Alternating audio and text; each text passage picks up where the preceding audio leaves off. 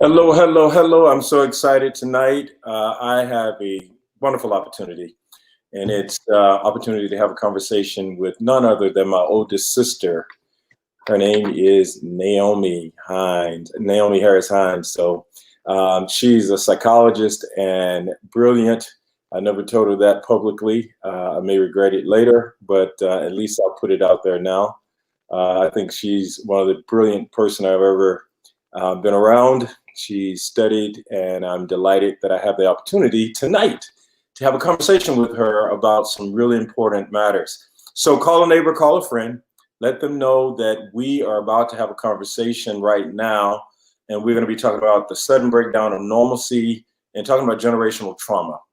Naomi is a psychologist, and I begged her, I should say, I've asked her for several weeks now if she would have this conversation with me. And so I'm so privileged to have this conversation. She told me that it can only last for 45 minutes to an hour because she's so important and she got other things to do. So I'm honored that she would join me tonight for this conversation.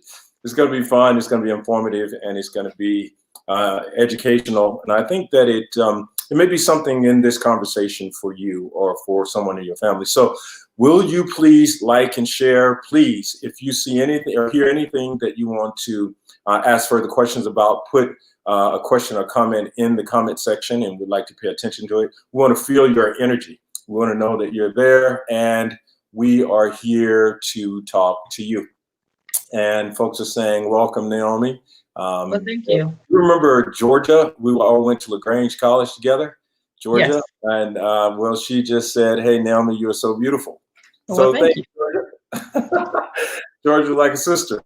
And we stay in touch all this time and all these years. She cracked a joke in social media the other day and made me think she's moving to Alaska. Only found out she wasn't. So anyway, make sure you like and share, like and share, like and share. Tonight's conversation is going to be quite informative and quite it'll probably be something that will help you, especially now because children or it's almost time to go back to school. People are trying to figure out the new normal. There are, look at the suicide rates. They're going up. We see a lot of people in depression and struggling in so many different ways. And if they're like me, every now and then you need a psychologist. So thank you, Naomi, for coming to share with us your wealth of knowledge. My pleasure. My pleasure. 2020 has been a year already of change, sudden transition. One of the people, we have our personal lives and personal struggles and victories, and we also have our collective, right? We have COVID-19 that has sort of interrupted plans. I had a year plan of travel. I was supposed to be in Europe and in Africa, back in Angola, traveling toward my book. I had a whole year planned, and it was going to be a year travel and also promoting Jake's Divinity School, where I'm humbled and I have the opportunity to serve as president. And all of that seemed like overnight just shifted. My whole life took a turn. So help us tonight. Change can be good and can be bad, but most of all, it can have profound effect on us. I'm stalling a little bit because I want you guys to share, like and share, like and share, like and share. I want you to share. I want more folks to come in to hear what we have to talk about tonight. This is going to be good. So, Dr. Naomi. Yes. Help us here.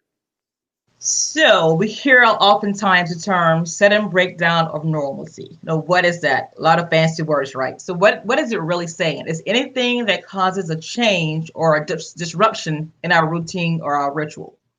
And this can occur on various levels. It can be on an individual level, it can with family, with our community.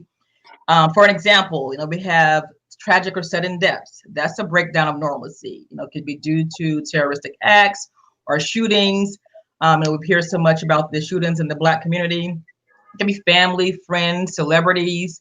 On the family level, breaks in family. For an example, divorce. That's a breakdown of normalcy. It was mom, dad, kids, or just the husband and wife, and then divorce. That's a change or disruption in the family system. Then we hear other catastrophic events, as Antonis mentioned earlier, about the pandemic. And then other than that, we have hurricanes, tornadoes, earthquakes, these weather catastrophes. And then with the pandemic, COVID-19, everybody in the world turned upside down. It's topsy-turvy type thing. A lot of changes, a lot of routines were changed up. Trips, vacations were canceled. You're no longer going into your office. You're virtually working. With the start of school, students are learning to do virtual learning or doing virtual learning. Cancellation of sports, sporting events, live concerts, social distancing. We can't really be around people who we're normally around. All of that is a change or like a disruption in individual's ritual.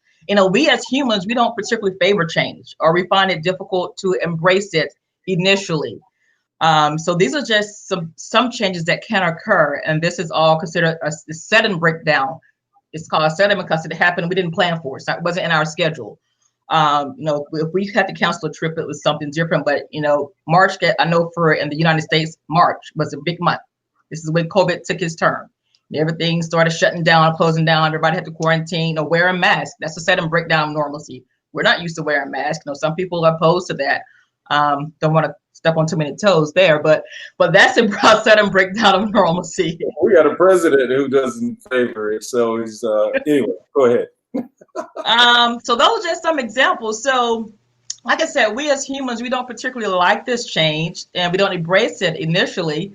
So, what happens when you experience a sudden disruption in your schedule, in your lives? People who have this experience of this sudden disruption, they may become disappointed. They can become frustrated. And this disappointment, this frustration can put you at a greater risk of physical or emotional distress. As an emotion, researchers describe disappointment as a form of sadness.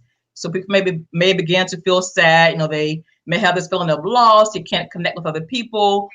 May put them in a very uncomfortable space, especially if they're extroverts, like being around people, or they may have this painful gap between their expectation and reality. So when we have this continuous exposure to unmet expectations, several things, sudden breakdowns are happening all at once. And then with the combination of lacking coping strategies, it can threaten your emotional and your physical well-being. And it can result in you becoming depressed or experiencing some anxiety. These are the top two psychological disorders that can occur as a result of this sudden breakdown of normalcy. Well, no, can I jump in there right there? I have a question because we're resilient people and human beings all around the world. I've spent time in Haiti before the earthquake in 2010 and then after the earthquake. And I looked in the face of people who were absolutely admirable because they are able to adjust to changes. Those are in the language we're talking about right now, sudden breakdown of normalcy. But you're saying that while we're able to adjust, right, we're resilient, there is a psychological impact of breakdown of normalcy that we should pay attention to, because although we can adjust, it can leave some other types of, seeds or footprints behind that can have long-term ramifications as it pertains to psychological matters. Can you dig in that a little bit more? The balance of resilience and the need for self-care, psychological care. Yes. So yeah, we are, as humans, we are very resilient. But like I said, sometimes when you have this continuous exposure to these unmet expectations with the combination of a lack of coping strategies, it can threaten your emotional and or physical well-being, which can lead to depression. Everybody that goes to this sudden breakdown doesn't have like a psychological breakdown, with depression or anxiety, but it can lead, and it leads with an array of symptoms. It can include anger. You can start experiencing denial or fear or isolation. You have these feelings of apathy, withdrawal, and some of the, I think the more serious symptoms would be like suicidal or homicidal tendencies. And it happens more with individuals who already have a pre-existing psychological disorder. So somebody who may have already been experiencing some psychological disorders, or if they have a genetic history, they may be at a greater risk as it relates to this disruption of normalcy. So can you talk a little bit more about, well, there's a question. I should go to a question. There's a question here about the relationality between spirituality and say, in particularly, the psychological effect of the pandemic on those whose spiritual identity is wrapped up in being in a church building. Talk a bit about that. Now I could talk about, I'm sorry, I'm trying to read the question. Oh, with the breaking down of their normalcy by going in a church building, you probably can speak more to the spirituality. Not gonna. Well, I think the question is, it has to do with, as you said, people have dependency on things that sometimes when there's a shift and they no longer can depend on those things in their normal life routine. Spirituality is part of that, right? Well, I think the question is more religious than spiritual, right? Because church buildings are really tied to religious activity. Spirituality is really more tied to a connection with God. And people who are deeply religious often experience this trauma when suddenly they can't continue the routine of gathering because of religious activity. Spirituality is really beyond that, right? Spirituality says it really doesn't matter where I am as long as I am in connection with God. And you see that in the Bible, right? When Jesus goes to the woman at the well, in the end of that chapter, he said, you worship in this mountain. Some say worship in Jerusalem. The woman said, we worship in the mountain. You say worship in Jerusalem. And Jesus says, but those who worship me must worship me in spirit and in truth. So the spirit is a spirituality. It's not the place, it's the spirituality. But for many people who are professing Christians, their identity is tied to the social locale of the church. So they experience some spiritual or psychological trauma when they can't keep the routine going. It's almost as if they're giving up their faith because they can't continue that routine. So I think that's the question. But it has psychological implications as well, right? Yeah, I think so, because with spirituality, I think a lot of time with that part is that piece of connecting. You feel connected to a community, so that could cause that disruption more so in your normalcy, not having that connecting to people who you feel are like-minded. Yeah, that's an incredible. And so, can you talk a little bit more about the breakdown of normalcy? You broke it down as sort of a personal, where you can have divorce or lose a job or suddenly find out information about your health. Or people who get bad news reports from the doctor, and then suddenly it shifts everything that their normalcy, right? And then you have the family, right? Our grandmother, who was a very important person in our family, within 2 or 3 weeks of going to the hospital, suddenly died. And that disrupted our normalcy because we had a routine of calling her, especially like with my dad, who spoke to her every day. You and I had just spoken to her the week before. We thought she was going home, and then she died in the hospital, in the ICU, where we couldn't even get in there to be around the bed when she died because of COVID-19, though she didn't die from COVID-19. But because of this pandemic, we could not go into ICU. So that disruption of normalcy for our family, right? And then we have the disruption of normalcy. We can talk church, since somebody brought up church. A church, right? I'm a pastor. We have a routine. We like to be around the people. We love to serve the people. And suddenly we can't reach them the way that we did routinely every week. So that's a disruption. And then there's the national disruption, right? Especially for America, that has been, we've gloried in our freedom, right? And suddenly our freedom seemed restrictive. And then we have the global pandemic, right? That you can't even take a flight and go to Europe or go to Africa like I was planning to go, because no matter where we go, the pandemic is there. So it's as if we're trapped by a global crisis. So, this has, I hear you saying that this has psychological implications for our mental health, and that we must attend to that rather than just seek to get on with our lives. Do I understand you correctly? Yes. Yeah. All right. So can you talk a little bit about the children, right? Because the children now, their normalcy has been disrupted. They had to end Exactly. the physical gathering of school. And I know I have a niece there in your house. And I'm sure she wants to go back to soccer and go back to all the stuff that teenagers do in middle school. Talk to me a bit about the adjustment for teenagers and young children. Yeah, a lot of time children are overlooked, but children experience stress also. And it's like you mentioned, especially with this pandemic, their sporting events are canceled, the school is canceled, they can't visit their friends, they can't take beach trips. All this has sort of disrupted or uprooted their normalcy. So they, just like adults, they experience depression and or anxiety. And a lot of times it's overlooked. They may start acting oppositional. That's one. They may start being oppositional. They may develop unhealthy eating habits. They may develop sleeping patterns that are not normal. And this is for teens and adults.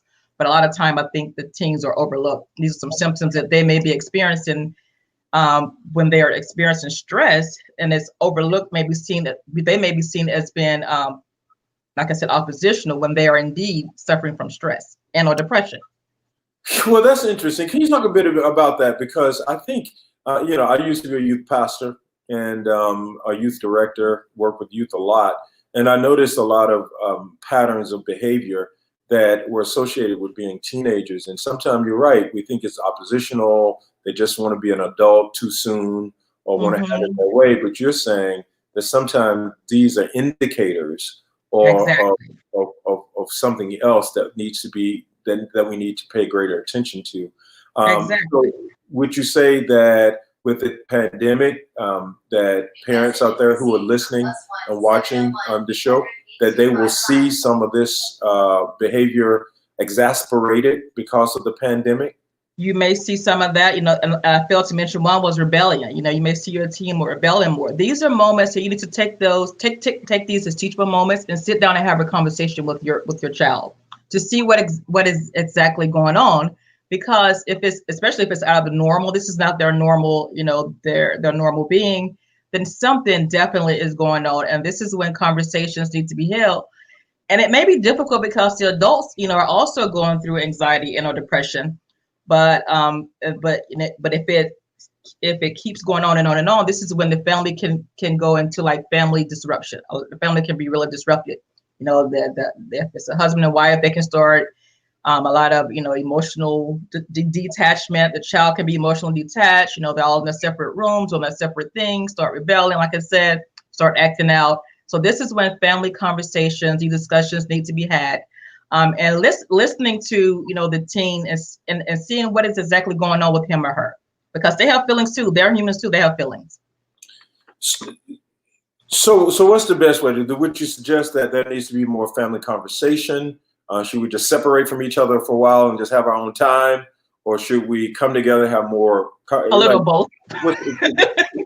I think everybody needs their space. I think everybody needs space, but it needs to be a time when you come together to have these discussions. Because sometimes if everybody is talking at the same time, all of these feelings going on, nothing has been resolved. So maybe having that space initially and then coming together to have these discussions and everybody's voice is heard, and then try to come to some type of resolution. Well, the interesting thing about teenagers, though, is that they don't always respond. I'm thinking about Gabby, my niece Gabby, true. right? They're very quiet. I reach out to her and I text her. She won't text me back for like 5 days. I'm like, it's hard. Sometimes it's hard to engage. How do you have to get on their level? You have to realize what does that mean? Yes, realizing what they like, what they're into it, and maybe using the back door to come around to have these discussions. You just can't come to the front door. So you have to go through the back door, get into like the music they listen to or some type of movie. Or like right now, she and her dad out there playing video games. So that's a very good time to start those conversations, playing games, and then starting the small talk and getting into peeling back those layers that way. That's interesting because now that you say that, the greatest conversation I have with Gabby is if I text her and ask her, where should I invest? And start talking about investments and stocks. Exactly. Because, she's all into that. And she started telling me, I say, Gabby, where should I invest now? She started telling me all this stuff that I don't know anything about. I'm like, what's that?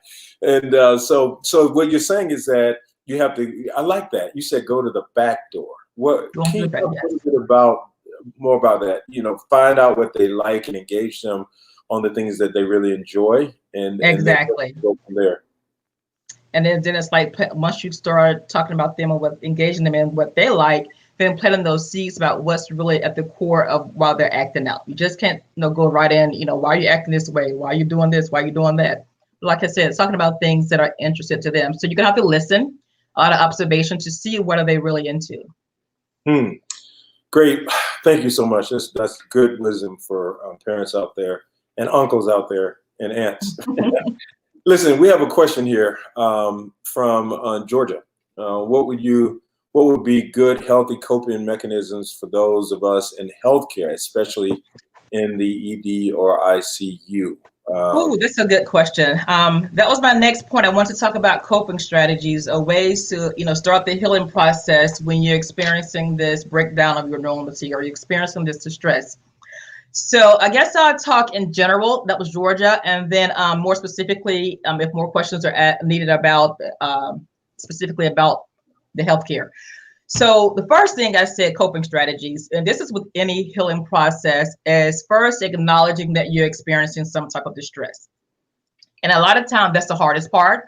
You might not be able to pinpoint or even articulate what you're actually experiencing, but there's a term that we use. It's called self-compassion. And self-compassion is just that ability to be mindful of your own emotions. Being aware of what's going on inside of you. You're having feelings of sadness. Are you feeling angry? Are you feeling frustrated? Are you feeling depressed? Because are you having sleep difficulty or changes in your appetite, or are you having difficulty relating to other people? Are you having these emotional outbursts? So becoming aware of what's happening or some sort of change is very essential to that's the first step. And when you're doing this, it's very essential to exhibit positive self-talk, because when you exhibit self-compassion, it's very easy to lose objectivity, and then this negative, and it can lead to negativity, and one negative thought can lead to another. I shouldn't be feeling this way, I need to be the strong one. But if you have all these negative thoughts, it can lead to a mental avalanche. So it's very important that when you're aware of these feelings, that you be compassionate to yourself and be positive. That's the first coping strategy I always mention when I talk about the healing process or ways to deal with any type of distress. The second one, I think we've talked a little about creating these positive connections, finding a safe environment. So for those in the healthcare, finding somebody to discuss all these emotionally charged issues, having small talk with your coworkers, with family, with friends, or, and I'm a proponent of therapy, seeking professional help.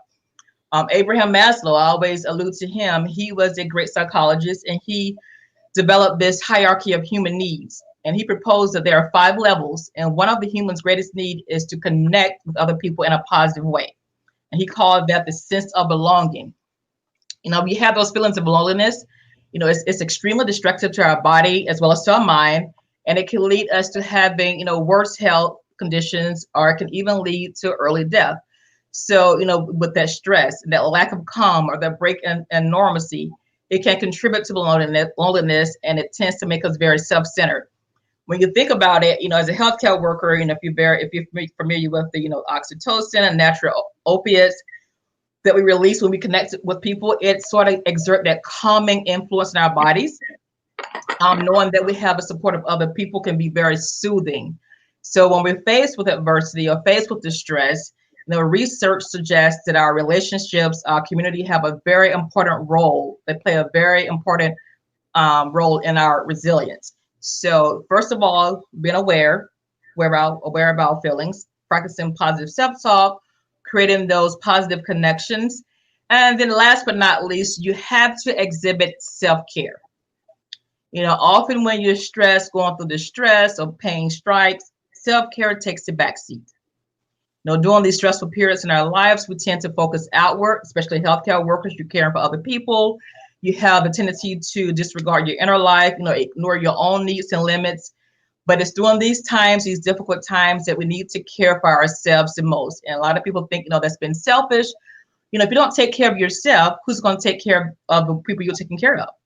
So we need to really attend to our needs, to engage in activities that nourish us. Being mindful, exercising, and other nurturing activities. Self-care is very subjective, depends on what you like.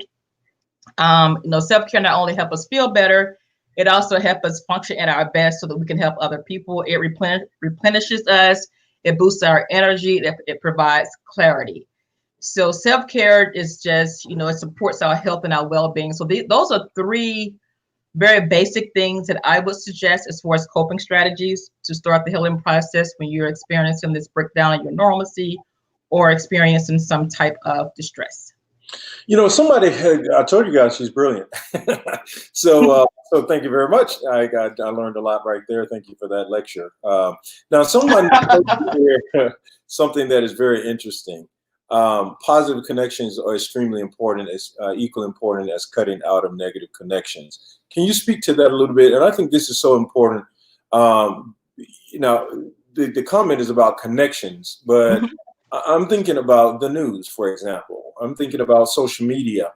Yes. And all of the challenges of negativity. I find it sometimes in my house, I just turn off television and believe it or not, as often as I am in social media, there are times that I do go black. And no pun intended. That's a very important point. It's called unplugging. We have to unplug because there's so much negativity in social media. You got the TV, even Facebook, Instagram, Twitter. There's so much negativity, and it can make you even feel more depressed or more stressed. So sometimes you have to unplug. I call it unplug. You call it go black. Yeah. Well, I know unplug is a better term. Smarter than me, but anyway. So yeah, we know you unplug because there are many times I try to call you and I can't get you on the phone. I do unplug. I self-care. You're right. I don't know. I feel like I'm always available and almost like based on what I do, I almost feel the need to always be available. There's some personality. You have to set boundaries. Okay. We'll talk about that later. Okay. All right. Well, I guess you're right. I think depending on personality types and as a leader, for example, I came to terms one day that I have a need to lead. And once I came to terms with my need to lead, then I started to embrace my purpose better. Because some people are taught that you should always be sheepish and be humble, and they misconstrue humility with this sort of lack of admittance of what they're called to do. If you're called to lead, you're called to lead. You can humbly lead, but you still are called to lead. And I think for so long I was denying the call in calling that being humble, but it was really humiliating.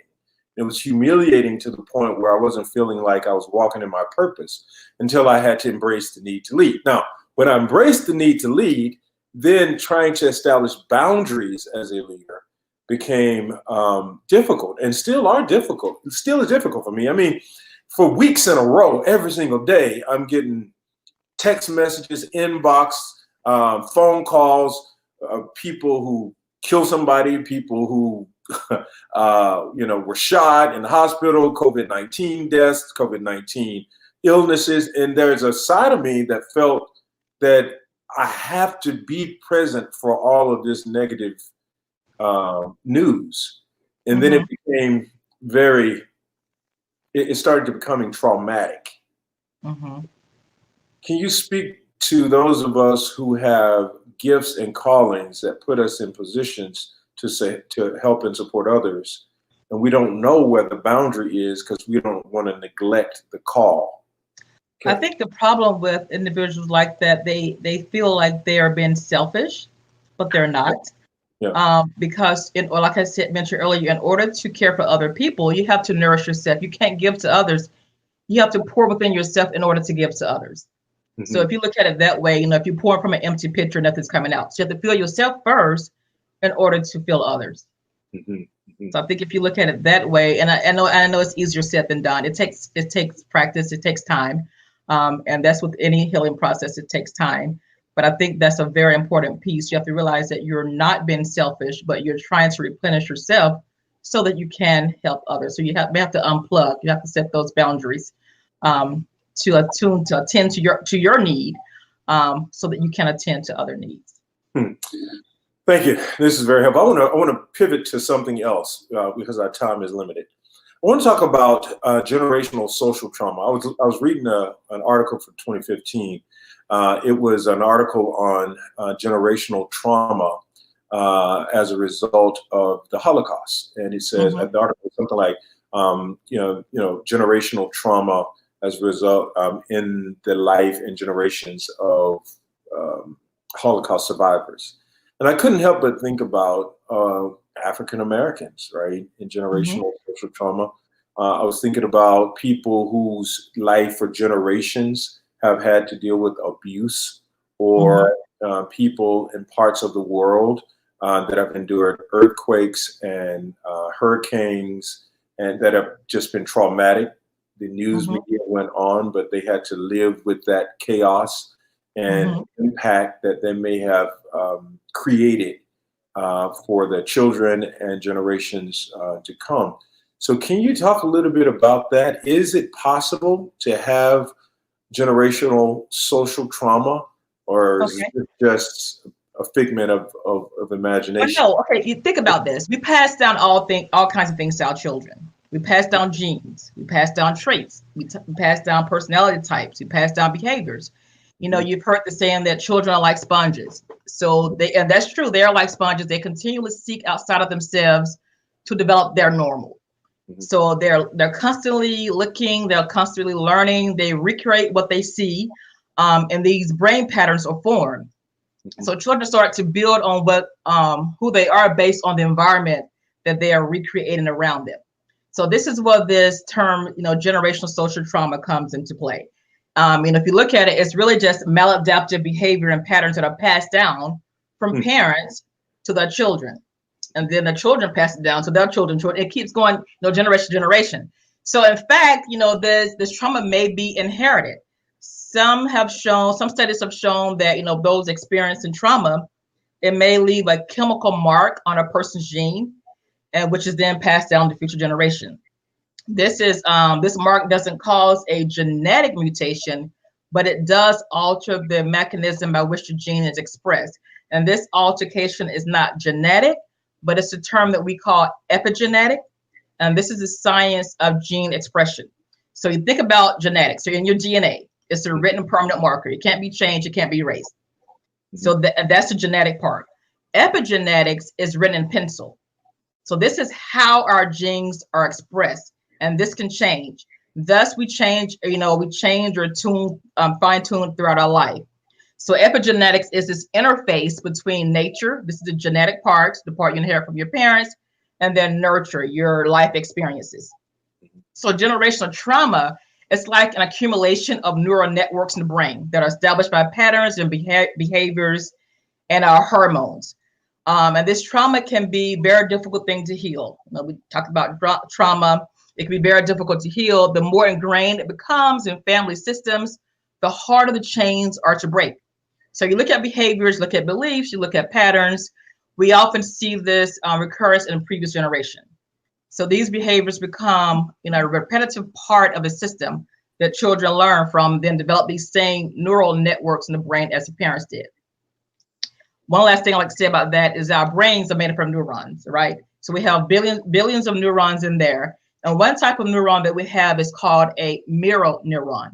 And mirror neurons are exactly as they sound.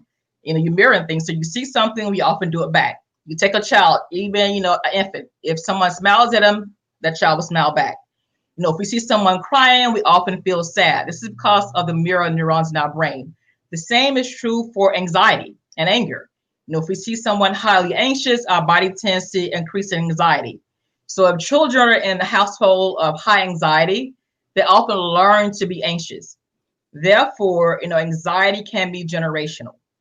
And this is where this idea, this concept of generational trauma comes in. Wow, that's pretty deep.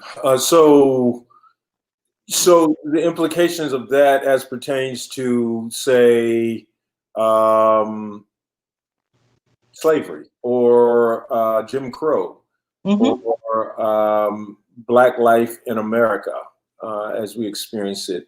Um, can you speak about that a little bit? Have you thought about that?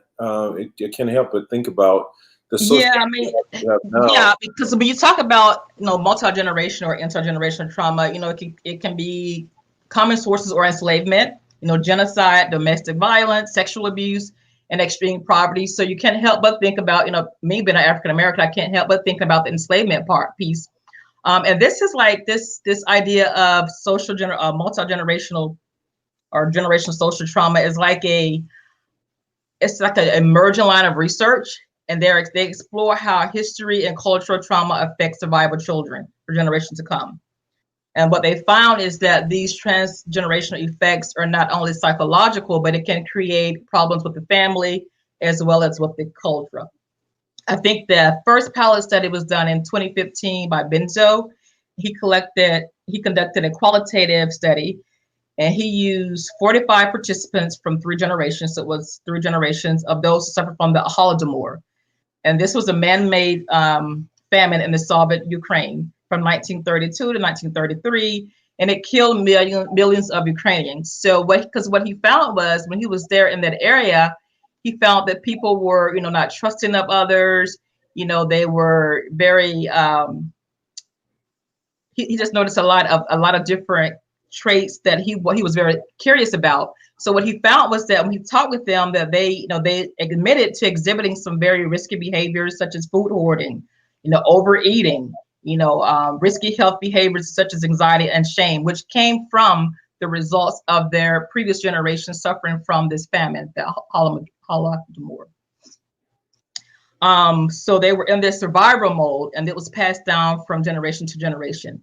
And this observation from this study, which was a pilot study, have been very compatible with those who are exploring the effects of trauma, such as the Holocaust survivors, the road killings in Cambodia, the displacement of American Indians, as well as the enslavement of African Americans.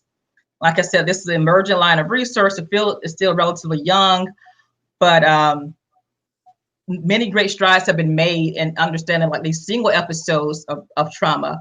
And so we're just beginning to specifically explore the impact that multi-generational trauma has on individuals. But we do know that its impact is one of the stress, is one of anxiety. You have these feelings of alienation, and you have these overwhelming, like cloudy feelings of being worried about future negative events and perceiving others as being dangerous. This is really important. And the reason why it's important, because I was just speaking to a historian a few weeks ago, and we were discussing the problem of hypertension, for example, in the African American community. And we were discussing how traumatic history could have an impact, because whenever a person experiences trauma, it has the propensity of increasing anxiety and blood pressure, and can have a health impact as well as psychological impact. So one hypothesis, if you will, is that, and it could be proven already. I don't know. It was just the discussion we were having. I haven't seen the data, but that the hypertension, the high volume of hypertension in the African American community, yes, diet has a part to do with it, but also social trauma, historical social trauma, could also have an impact on it as well. And from what you just explained, it seemed to be a high probability. So the physical health as well as psychological health then becomes that much more important for people who have a history of, whether personal history or ethnic history of trauma. So the point is that, so that helps me pivot to the next question related to this one. That is, what do we do about it? How do we, this trauma, you said it can lead to depression, and depression can lead to suicidality. Is that right? Yes, it can. Suicide or homicide. Yeah. Yeah, or homicide. Yeah. So, and then we see after the Black Lives Matter protests that in certain cities like Atlanta, Chicago, or New York, there was this uptick of violent crimes. Just from a psychological perspective, do you see a connection there between the social uprise and or no? Hadn't thought about it, but now that you mentioned, I can. Yeah. Yeah. Oh, good. All right. So help us know, where do we go from here? Where do we go from here? Like, what do we do about this? So addressing these present day trauma, like racism, as we talk about racism that relate to original trauma, the key is to, helping people use the right communication tools. Going back to when I talked about, the breakdown of normalcy, communicating about what's going on. It's about finding this age appropriate balance, like I talked earlier. We're talking to your children within the context of original trauma. While at the same time, you want to provide them with this pride in their culture, as well as helping them to develop their own coping strategies to deal with racism that they may encounter, or other issues that can lead to this intergenerational, multi-generational trauma. The cycle has to be broken, and it can be by developing safe, stable, nurturing relationships. And these relationships are a relationship that will heal the parent as well as the child. Because remember, this is a cross generation. Treatment can be as simple as educating the public to understand the way that the trauma has effect on the family. A lot of people don't realize the way that you communicate, the way that you act, your behavior can be passed down just like your genes and personality traits. So educating them on, the outcome or the impact that this trauma can have on their family is another way to hopefully break that cycle. I think that the key to success is just developing healthy relationships and building resilience. Healthy relationships and building resilience. Help me talk a little bit more about healthy relationships. What does that look like? What's a healthy relationship? I think the healthy relationship. Obviously, a violent relationship is not a healthy relationship, but No. It's got to be more than that. Can you define what a healthy relationship is? A healthy relationship is one that you are able to communicate, having the right communication, being able to sit down and have these discussions. I think that is the foundation for building a healthy relationship. One that you feel comfortable in building these and having these conversations is a healthy relationship. Speaking of families, the child has to feel comfortable talking to the parent about what is going on, what he or she is feeling, in order for this cycle to be broken. And the parent has to be open and honest, so I think healthy relationship involve honesty, being open, and being able to communicate. Yeah, all traits that build healthy relationships. Speaking of parents and children, there was a gentleman once who said, I'm not friends with my child, I'm friendly with my child. And he was making the point that there's a separation of powers. And I'd always thought about that with the separation of power of parent-child. You're speaking of a healthy relationship. Can a child truly be open and honest and have the type of relationship that is a healing from trauma if they're always aware that this is not my friend, they're just being friendly because there's a separation of powers? And then on the other hand, there's the question of too familiar, right? I'm not your best buddy, where you can just say whatever you want to say and feel like I'm the friend from around the way. So help me there. I think with parenting, there's an art to parenting. And with parenting, you have to start these conversations early in order to build these relationships. So that when your child gets older, let's say to become an adolescent, that he or she will feel open enough to share these things. You just can't start a relationship with an adolescent. When they turn 13, start talking to them. It's not gonna work that way. You have to start, it's small. It's, even without niece and nephew, 3 years old, having those conversations, talking about their feelings, and they're not gonna really understand, but you're setting the foundation for it. And that's one way to keep the relationships healthy, building these stable, healthy relationships. Because like you mentioned earlier, the adolescents are not very open, but if you've planted the seed earlier, then they'll be more open to discuss their feelings. And these are ways to build healthy relationships. All right, so I just want to relate to some, and I'm going to relate to some of the current conversations that people are having today.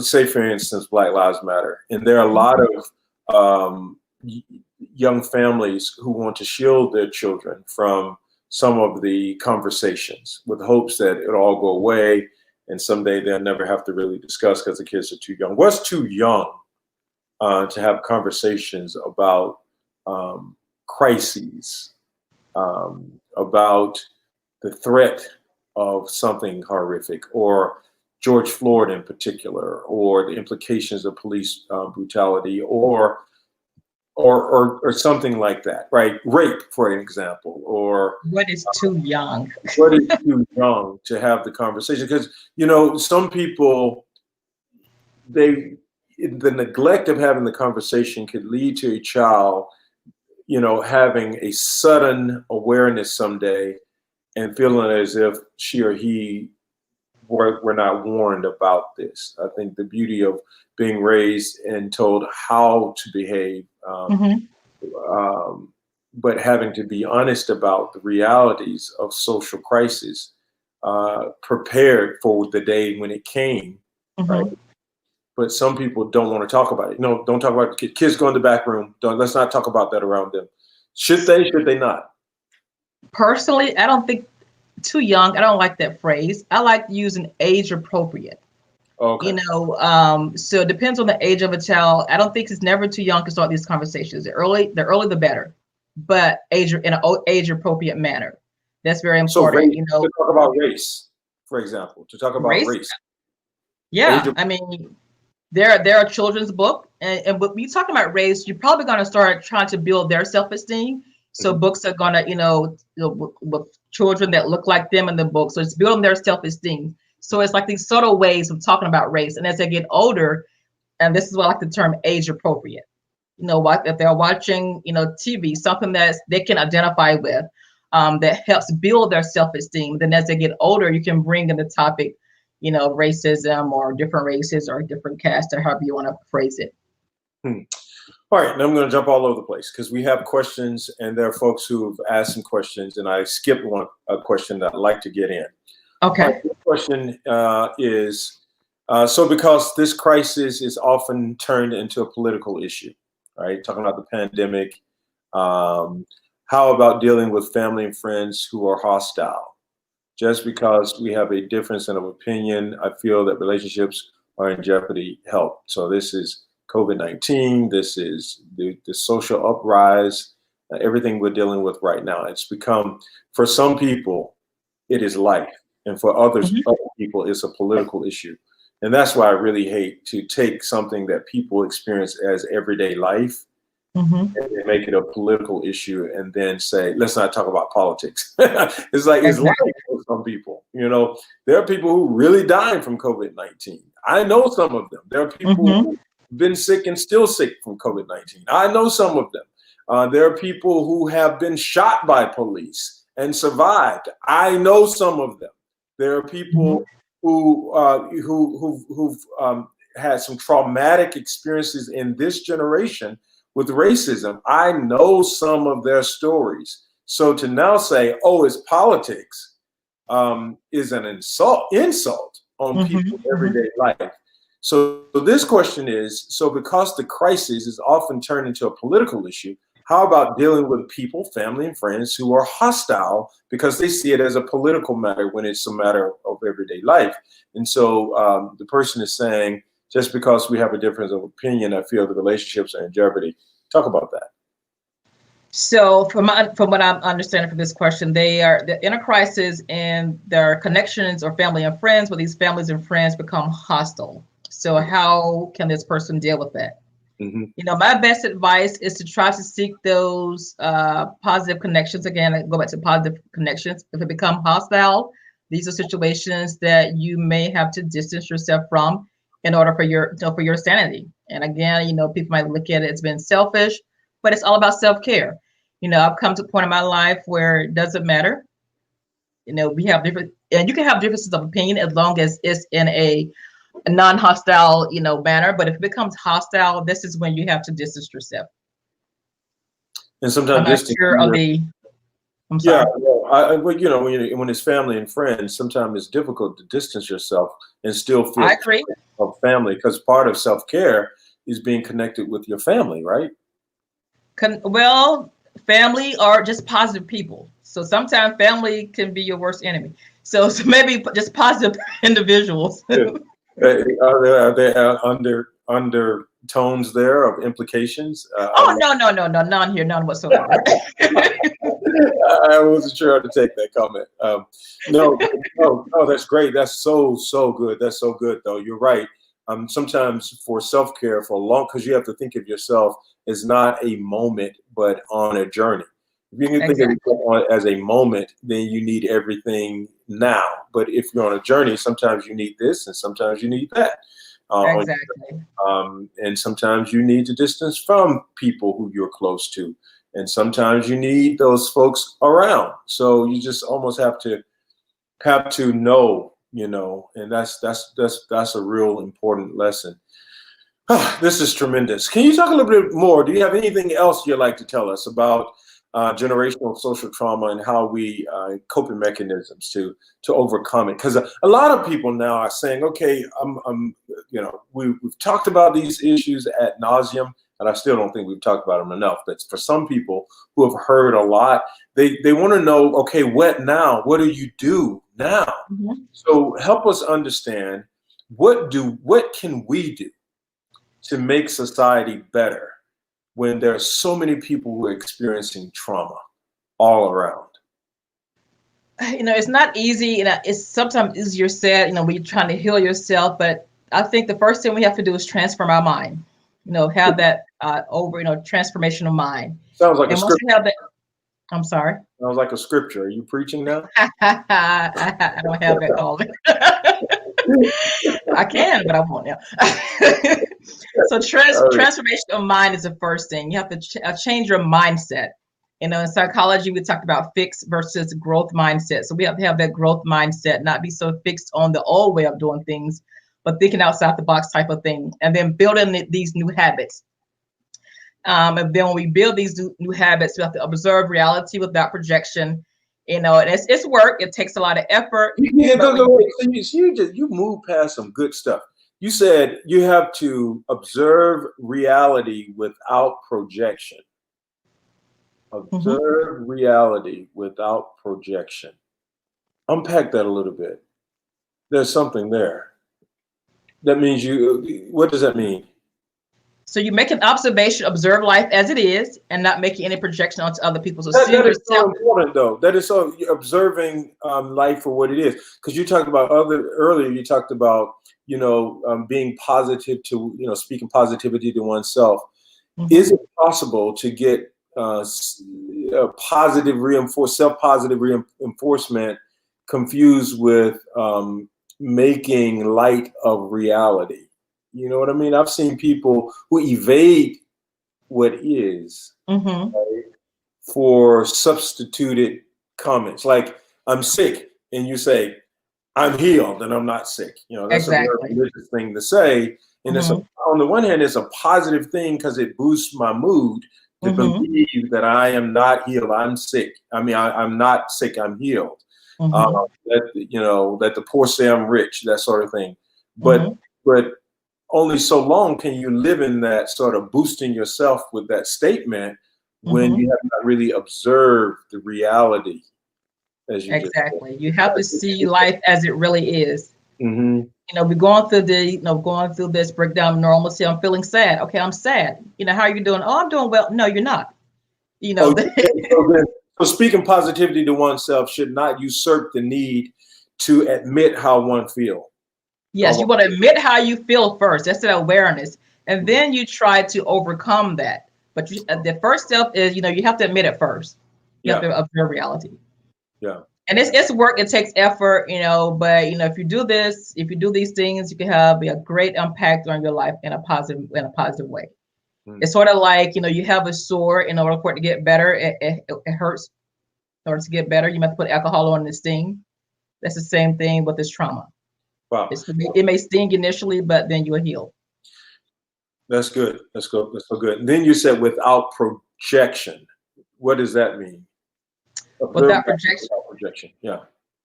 So you observe life as it is, and not, like projecting onto, you may be feeling sad, but I may be feeling depressed, but then I'm projecting to you that you are feeling some type of way because I'm feeling this type of way, but instead of dealing with yourself.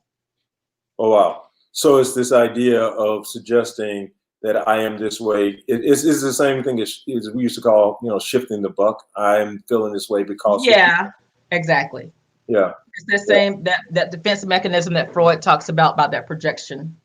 Oh, wow. So, all right. So I'm oriented slightly differently, right? I'm oriented that if something wrong happens, because as I said earlier, I'm a leader at the core. So if something bad happens, I hardly ever project it. I always internalize it and say, okay, this happened because of something that I did. So, because I always feel the need, and this is my need for a psychologist, I always feel the need to be in control of the situation. So if it feels like it goes out of control, I immediately say, oh, it's my fault. And I become very negative toward myself. I don't Gotcha. usually project it. So help those of us who are struggling with that dynamic where we don't really project. We just basically take on the burden of the world when something goes wrong. I guess it's a fine line between without projection and then not losing objectivity. So when you're not projecting, not losing objectivity, you want to practice that positive self-talk that I mentioned earlier. You just have this awareness of what's going on. You don't want to be too degrading of yourself. Okay, I did this, maybe something I did it wrong. Okay, what can I move on? What can I do better next time? Instead of sort of like we call it walling in the mud, like pigs stay in the mud. We don't want to do that. So what can I do? What can I do better? So what if you feel like there's really not another chance? Like you just blew it. Like, you have this immediate moment, because this happens to a lot of people, and it leads people to do some very obscene things when they feel like that mistake was so terrible that it's no coming back. And what about that moment? One negative thought leads to another. So you have all this negativity. You want to have this awareness, but then you want to come back with some type of positivity so that you won't create this mental avalanche. So you want to be a realist about it. You want to admit it, but then sort of try to come back out of that negativity. Okay, what can I do better next time? I just blew it last time. I blew it, but you have to speak this into existence. I am going to have a second time, and this is what I'm going to do differently. That's right. So you have to have this this confidence that there's going to be another chance. Exactly. Okay. And that's when that's the positivity.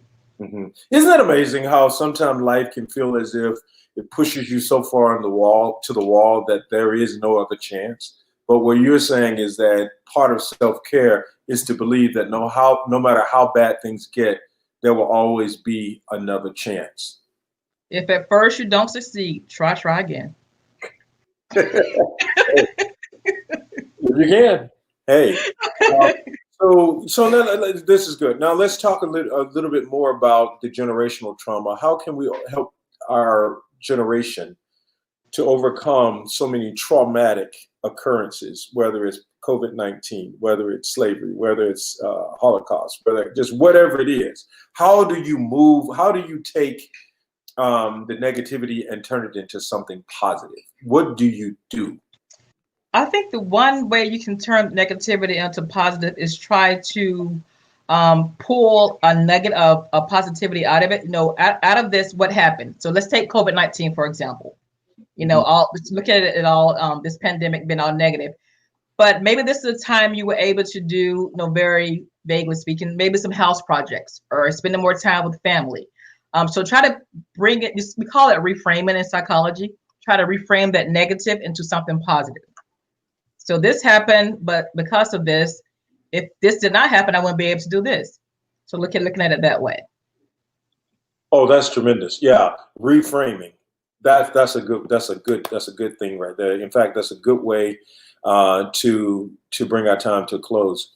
Reframing. I think it's so important that we take, and I can draw my theological background, what the enemy meant for evil, and see that God can turn it around for our good, right? All Yes, things work together for those who love God and are on the call according to his purpose. You're saying that you can take any story and you can see good in it because you can reframe it as a way, what lessons were there? How exactly. better as a result of it? Hmm. What practices have I developed that I need to continue? Exactly. What relationships have I built in this space that can be Hmm. helpful for the long term? Hmm. How can I take these broken pieces and survive with them, right? Exactly. So this is so important. I think that even as we talk about things like systemic racism and look back and structural racism or genderism or ageism. Hmm. All Now, the isms. what's that? I said All all the isms. all the isms. While on the one hand we continue to fight for change, right? We don't give up the fight for change, but at the same time, there's an element of self-responsibility where we say, okay, these are the cards that I've been dealt. Hmm. While I seek to change the cards for me and for the next generation, I Hmm. also reframe what we have here so that we can get the best out of the situation. Am I interpreting you correctly? That is absolutely correct. Very good job summarizing it. Thank you. I'm delighted to have the opportunity to summarize something that's so deep that you shared. Um, but yeah, this is great. This is great. I really appreciate your time. I thank you for taking the time out to have this Not a conversation problem. about sudden changes in normalcy, because so many people, I hear from people every single day from around the world. I recently got a note from someone in South Africa who said his mother had passed from COVID-19 and he had to bury his mother. And then his youngest sister's best friend's mother died from COVID-19. He had to bury her, and he said he just couldn't understand why were things the way they are. We recently had a family member to pass from COVID-19, and I had a mother contact me to say her son had been shot, and he was a good kid, and he was home from college, and he got shot. Thankfully, he was alive, but he went through all these surgeries. So much trauma, so much shift in normalcy that if life can squeeze you so tight that you can barely breathe, right? It'll squeeze the Hmm. life right out of you Hmm. if you let it. But I thank you for the opportunity to share that, along with the spiritual depth that we need, the relationship with the Lord that we all need, we also need to take the time for self-care. That's what Sabbath in the Bible was all about. Self-care, taking a pause, reflecting, repose, recalibrating, reframing, seeing things differently, trying to be better and not bitter. So thank you for this time, and I look forward to another time having another rich conversation with you. Thank you so But much. thank you for having me. Thank all of you who joined. Thank you. Thank you Thank all who you. joined us tonight. You have any closing remarks? I just want to say, the healing is not an easy process. It takes work, but if you put work into it, you will see an immensely positive impact on your life. So let's continue this healing process, and hopefully we'll turn out victorious. Thank you so much for listening. Thank you, Dr. Harris-Hines, and thank all of you who joined us. Have a good night.